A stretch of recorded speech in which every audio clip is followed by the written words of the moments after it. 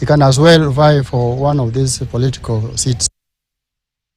To politics now, and it is emerging that former President Uhuru Kenyatta will be a kingmaker, going by what he is currently doing in the political arena.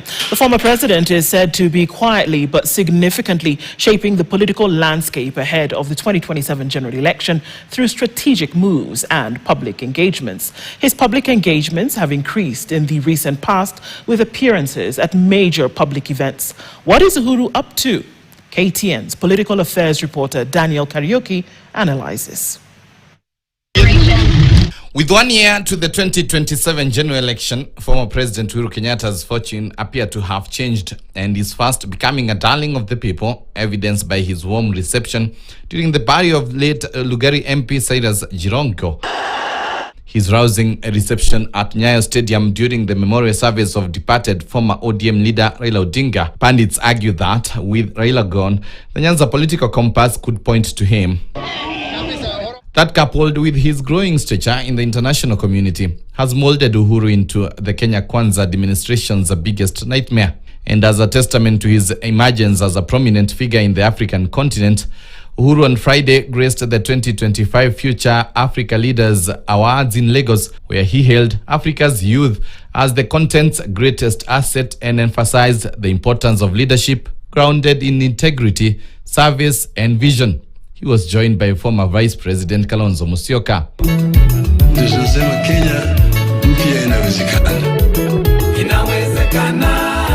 But President William Ruto's allies have since dismissed the former head of state, accusing him of failing to rise to the stature of a statesman. Kenyatta is the only surviving former president of our republic. We pray that he rises to a stature of a nationalist and a statesman, a person of reference, a father figure for our nation. And you know, it is very foolish for anyone to imagine that you will follow a retired person and succeed. I mean, how? This coming amid claims by proponents in the broad-based coalition that Uhuru is seeking to sow seeds of divisions within the Orange Democratic Movement ODM party. Allegations refuted by ODM Secretary General and Nairobi Senator Edwin Sifuna. Kwa maktaba ambayo tumeandikishana na William Ruto president, hatutoki. Kama wewe uko na shida, enda tengeneza chama chako na wende utengeneze broad based yako ingine pale pengine. Lakini hiyo india unatupeleka ya Uhuru Kenyatta, sijui ya United Opposition ati 1 billion, hiyo enda ukule peke yako. Sisi hatutaki. Unda na usimamishe chama chako. Kuwa na sera zako kama mwanaume, kama Cyrus. Sio kuzunga huko ukitoa mambo ya upuzi ambaye haipeleki nchi pahali.